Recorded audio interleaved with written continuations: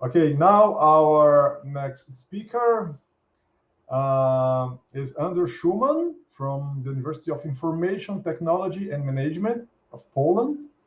The title of his talk is Towards the Origin of Ideas of Logical Determinism. So, thank you for your introduction. My subject is devoted to the philosophical and even religious roots of the ideas of logical determinism. We know that these ideas, yeah? Sorry to interrupt you, Andrew, but your camera is off. Okay, but I would like to show my slides. Okay, your slides are there. Okay, if you want Okay. to the camera, it's fine. Okay, Yeah. so now I'm gonna leave. Thank you. Can you see my slides? Yes, it's fine. Okay. So my subject is devoted to the philosophical and religious roots of the ideas of logical determinism. We know that the first intuitions about modal logic came to mind of Aristotle. He wrote a very important book where we observe many statements which are correct from the point of view of modal logic. And in this way, Aristotle has been considered the father of modal logic. This treatise is called On Interpretation. It is the first source where there are found well-defined logical relationships among different modal propositions. And in this treatise, there were introduced some important modal operators, such as it is possible that A, and it is necessary that A. Recently, these relationships, which are formalized by the mathematicians, are presented within the modal logic D and its extension T. Hence, we can state that Aristotle knew well some fundamentals of modal logic in the version of T indeed. And on the other hand, there are other approaches to modal logic. Unfortunately, one of these approaches was presented by Stoicism, and their books and treatises were lost. And we know about their approaches only on the basis of some fragments. But we can claim that their version of modal logic existed in fact. It is not formalized yet because there are a few Stoic fragments on modal reasoning to be formalized unequivocally. Nevertheless, we see that their modal logic was non-Aristotelian surely, and it can be treated within the modal logic CD and its extension key equal, which are formalized by the mathematicians now. So we see that there are two approaches in Greece to the modal logic. One was presented by the Aristotelian work on interpretation, and another approach was presented by some Stoic fragments. And we see that these approaches are very different, and they are in opposition to each other. The difference is that in T, which was presented in the Aristotelian treatise on interpretation, the statement, if it is necessary that A, then A is one of the main axioms. So for the Aristotelian approach, the basic intuition is as follows. that the implication, if it is necessary that A, then A holds true everywhere. But it is possible another axiom which is introduced in the modal logic K equal, and in this logic, unappropriate converse holds true. If A, then it is necessary that A. So the first statement assumes that there is a contingency, something that appears occasionally, and the second statement supposes a logical determinism. If something exists, it exists necessarily. And Aristotle follows the first modal axiom, while the Stoics share the second one. Hence, we observe now the two very different approaches to modal logic with two different basic intuitions. The first one, that from the necessary events, we can infer actual events, but for the Stoic philosophy, we can infer from actual event some necessary events. And both intuitions evidently are in opposition to each other.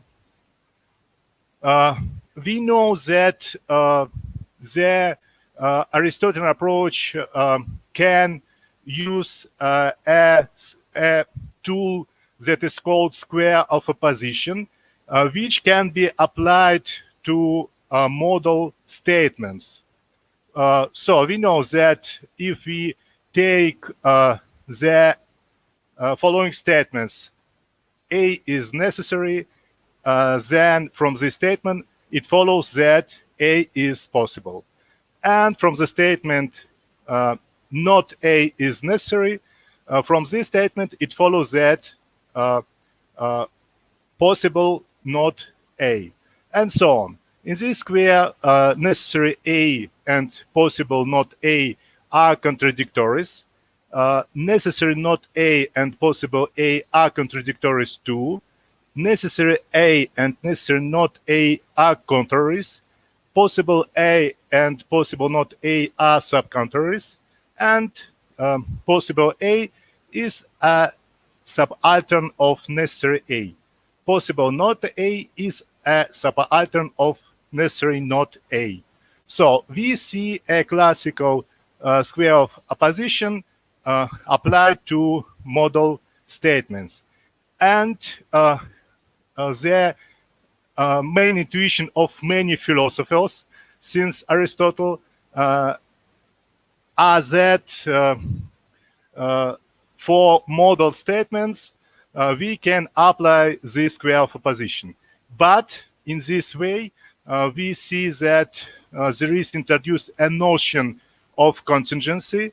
It means that it is possible that there is something that is possible, and at the same time that the negation of this thing is possible too.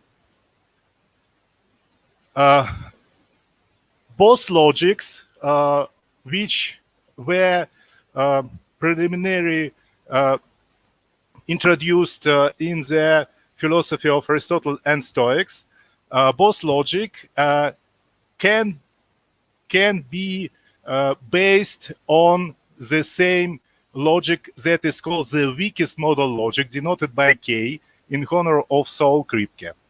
K consists of the following axioms, theorems, formulas which are ever proved.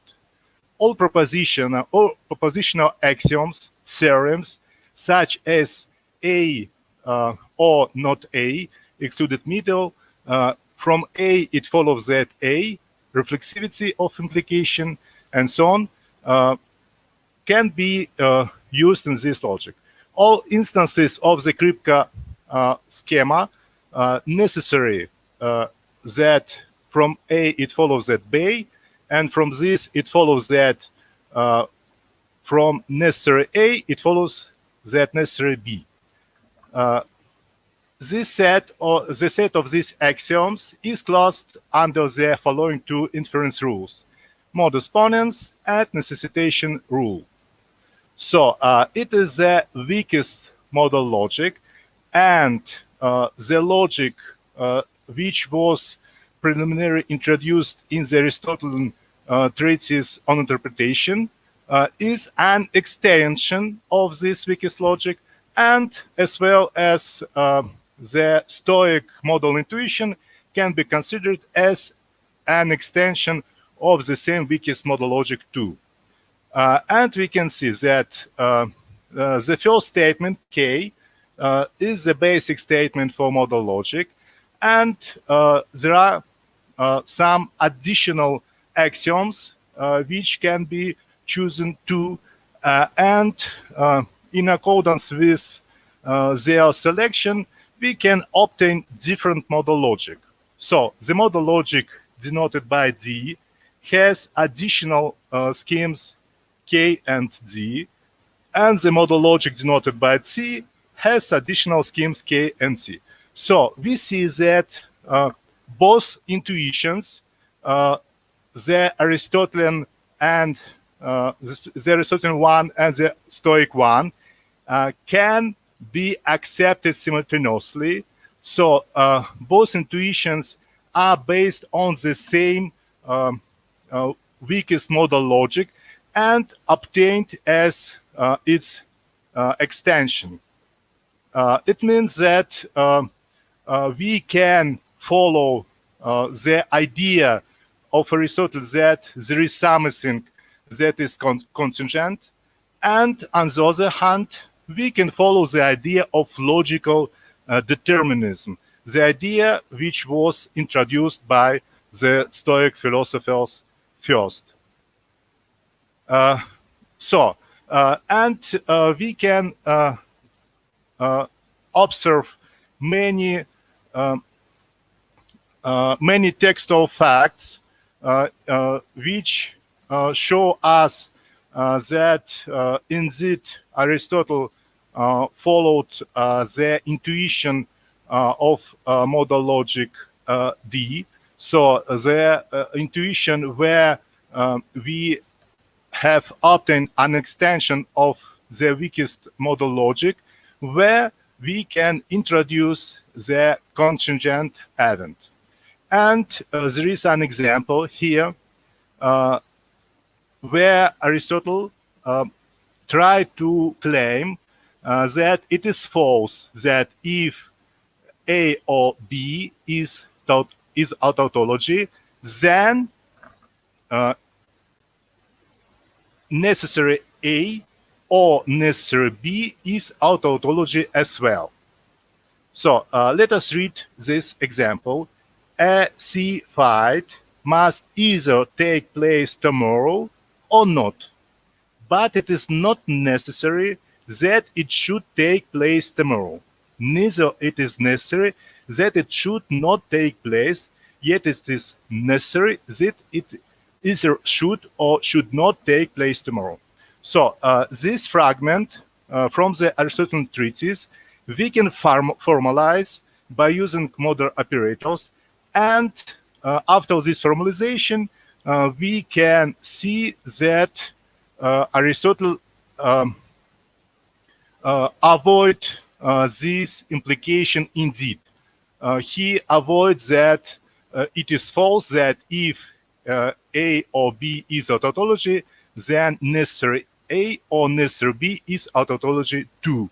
So we can find out many examples of true statements of modal logic D which were considered in this treatise.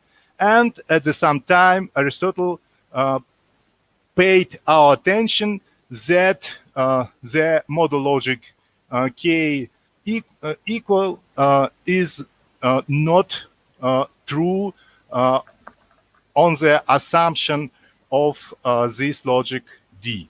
So it is possible to introduce both logics simultaneously.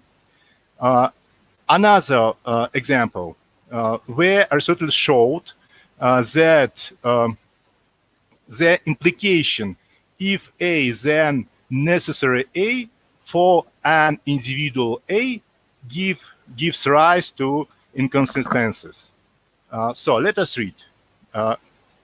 So if a thing is white now, it was true before to say that it will be white.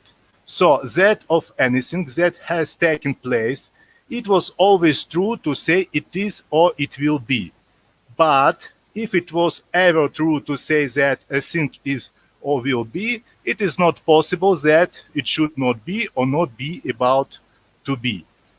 So again, if we formalize this piece of reasoning, then we obtain how Aristotle avoids this statement of another modal logic, not of the logic D. And we can read the whole treatise on interpretation, and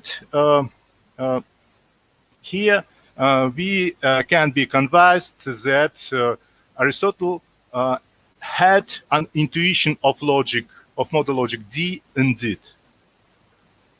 And now why there is an opposition between Aristotle and the Stoic philosophers.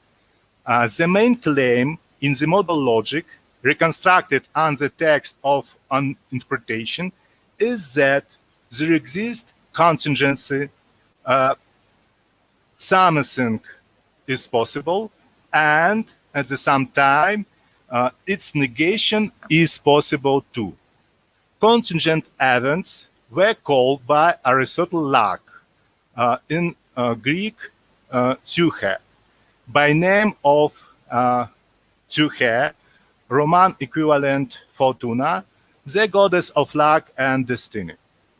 These events are possible only in modal logic T and Z. The negation of contingency gives to rise a logical determinism. So the negation of this claim, A is possible and not A is possible, gives to rise a logical determinism. We can see how it looks like.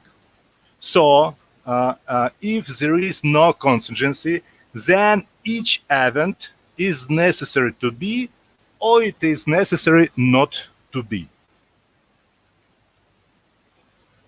And we can, on the basis of some fragments of Stoic works, especially on the basis of fragments cited by Cicero and other Roman philosophers, we can reconstruct some philosophical assumptions which were involved by the Stoic philosophers.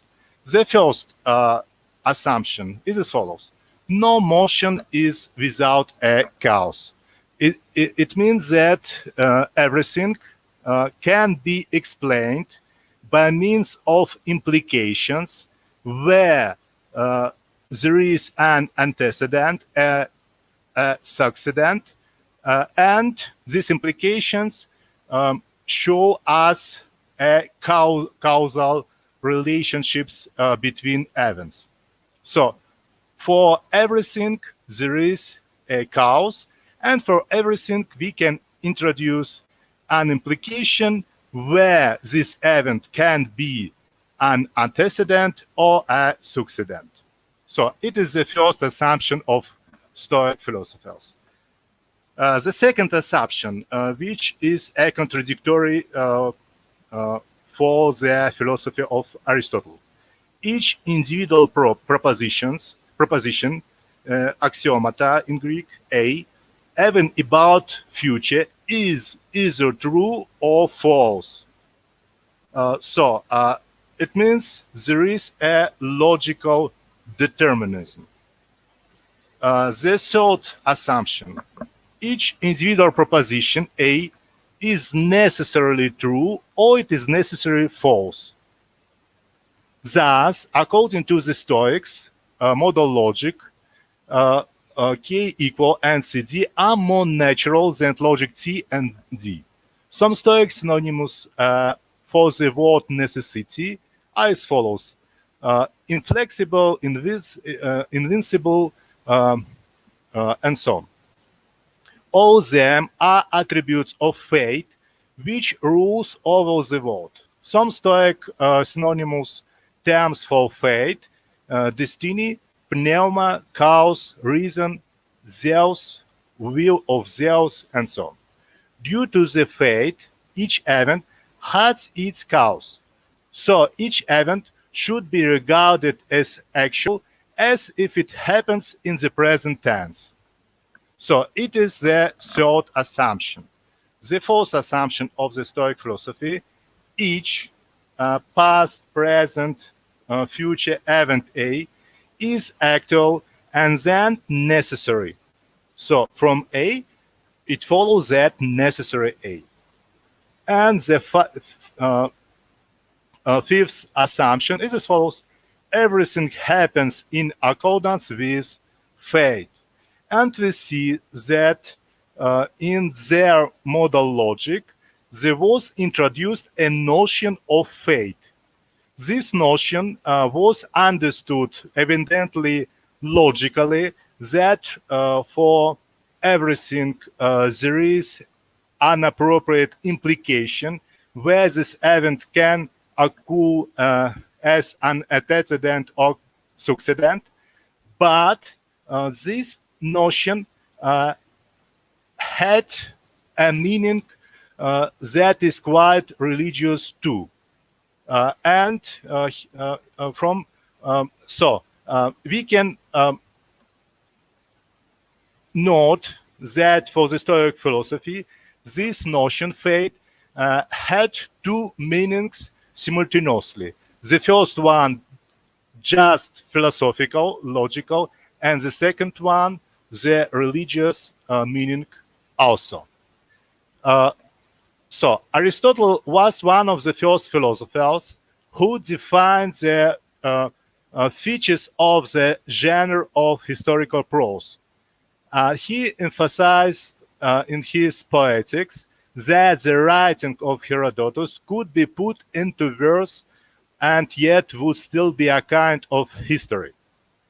Hence, a prosaic narration is not its main feature, but the real difference from poetry consists in that the author, in the historical genre, tells us what happened, and the author in poetry what might happen.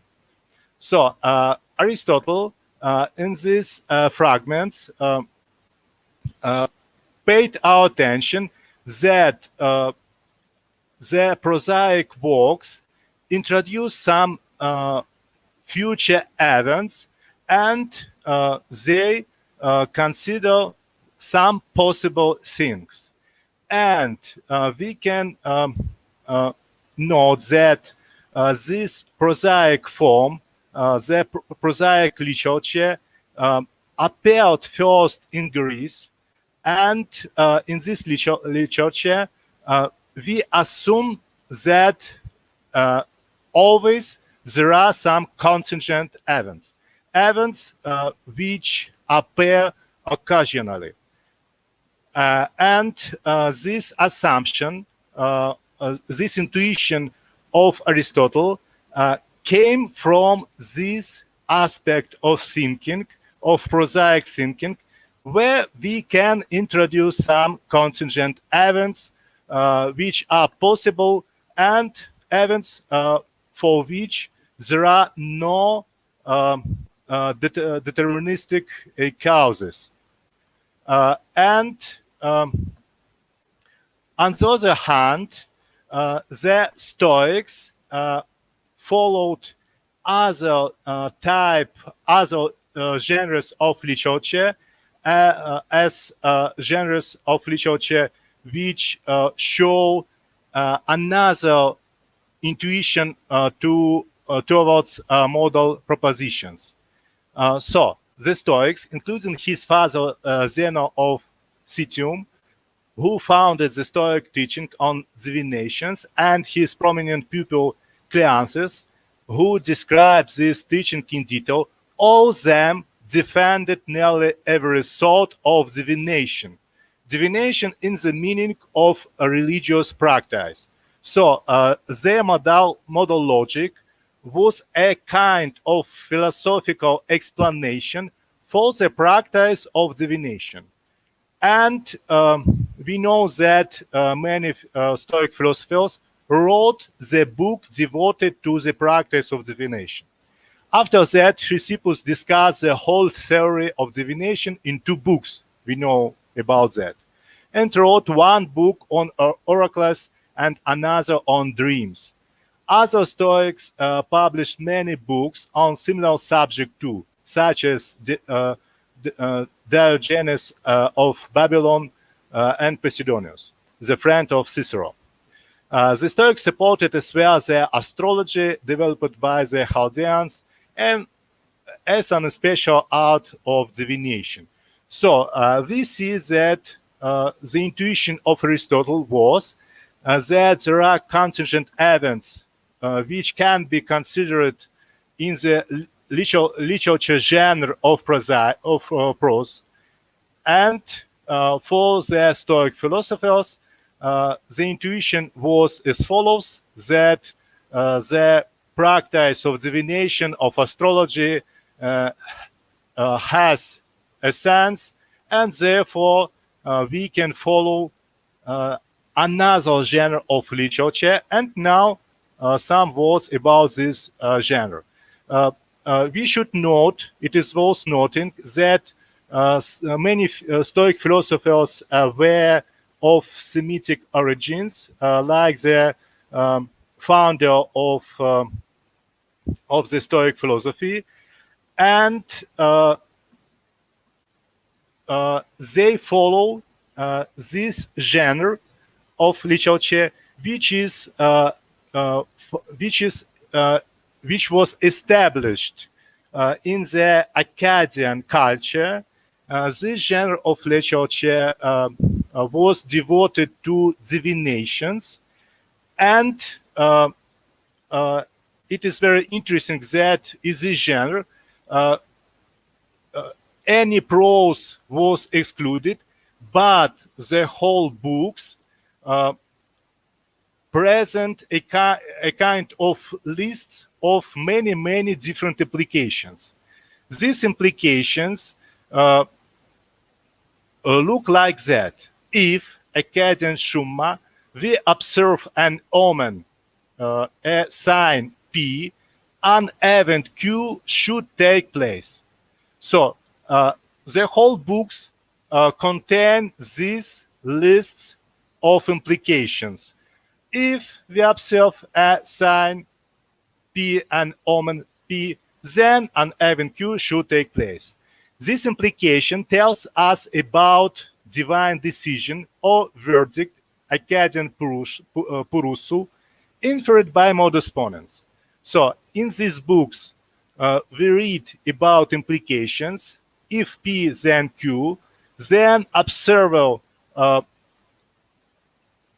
finds there is an omen P in the reality indeed, then he can predict foresees that there is a forecasting of Q.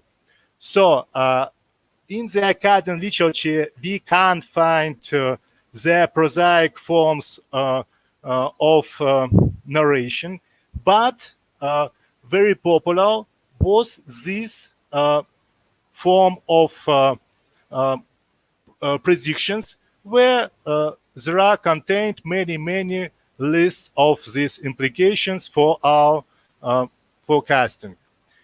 We can assume that the Stoic propositional logic, grounded on implications, conditional statements, and modus ponens, is a kind of their philosophical reflection on the tradition of Semitic divinations based on conditional statements with modus ponens too.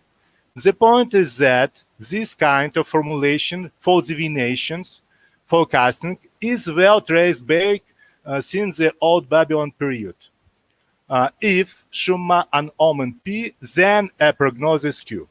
The same form of implication was used in formulating articles in the Mesopotamian law codes, since the earliest ones at the time of O3.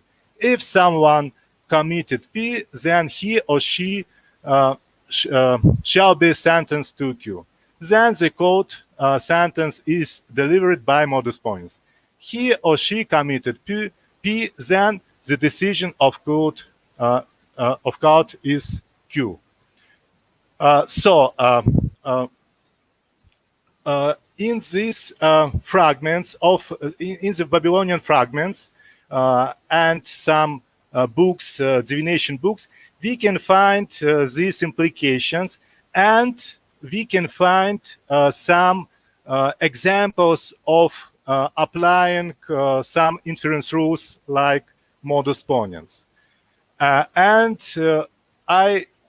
I'm going just to show an example from these divination books.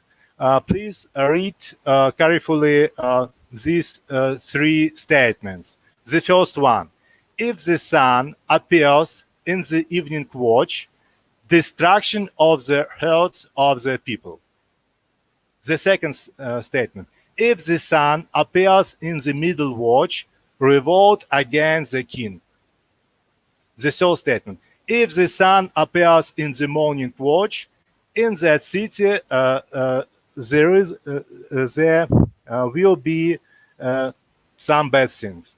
So please pay attention that in these three statements there are considered different combinations of signs, of omens, just to show that in the world there are possible different events as reasons, as causes. And if a cause appears, then from this cause we can immediately infer another event.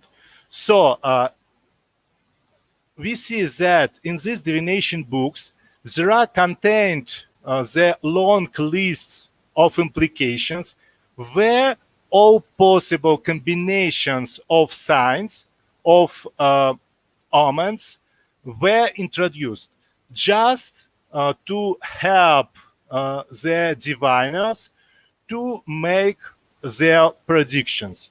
And in this genre of literature which existed in Babylonia, we see that any prose as a kind of thinking was excluded. So any contingent events were excluded. And for all events, we can reconstruct their causes and their reasons. So to sum up, we can tell that there were two different intuitions towards the modal logic, which established by Aristotle and the Stoic philosophers, and both intuitions assumed different thinking, which was based on different genres of literature. So, for example, for Aristotle, we see that he regarded the prose as very important type of thinking, where some contingent events can be, but the Stoic philosophers followed the Semitic kind of thinking, where the prose is not assumed. And we can exemplify this claim by the fact that the prose, for example, in Hebrew, appeared only in the medieval time. In the ancient time, there were not prosaic forms in Hebrew. So the Bible is not prose for the Jewish people. The Bible shows us some signs as causes and as reasons from which we can infer some events. So thank you for your attention, and maybe some questions. You are welcome. Thank you very much, Andrew. Well, I have a question.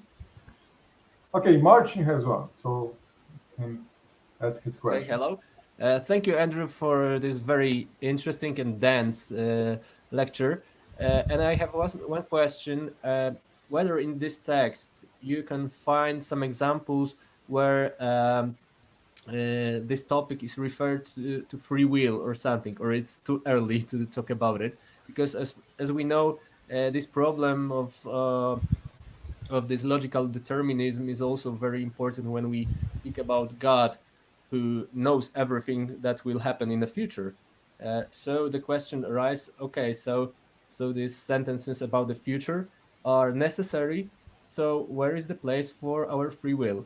So have you found there also something similar topic, something similar to this topic? Uh, yes, it is quite. It was a quite difficult topic for the Stoic philosophers also, but they try to explain that there are the so-called nearest and farthest causes for us. So we can possess a kind of free will, but only for the situations where our causes are farthest. So for the nearest causes, we can't. For example, if I'm flying, then this is exactly a condition of mine, and I can avoid these conditions. But for some forest causes, I can be more free than for the nearest causes. So yes, there is this problem, but it is one of the main significant philosophical problems, and I see that this problem can't be solved so easy. But when we have this divination, then we should say that something will necessarily happen in the future, or it is to happen, but still it's not 100% necessary. Uh, for the Babylonian people and for Jewish people, uh, it was up to 100%. It means if there is this and this sign, omen, that necessarily this event should appear. So, but we can choose different ways for us, and it is very interesting that for the Babylonian people, this kind of thinking with divinations was called in Akkadian alaktu, and this word has the same root as the Hebrew word halacha, alaktu. It means a way where we should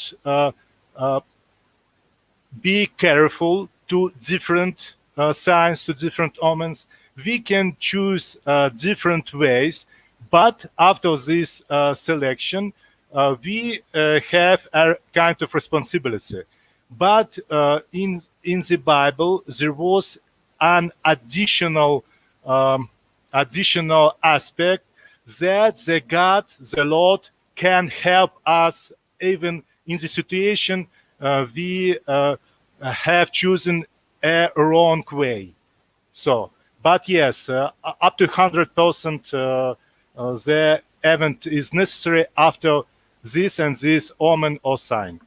And Babylonians believed in God's omniscience, or that God knows everything about the future. Yeah, yeah. They So for them, the astrology and other form of divinations were very important for their life, and they believe in that the gods show everywhere some signs for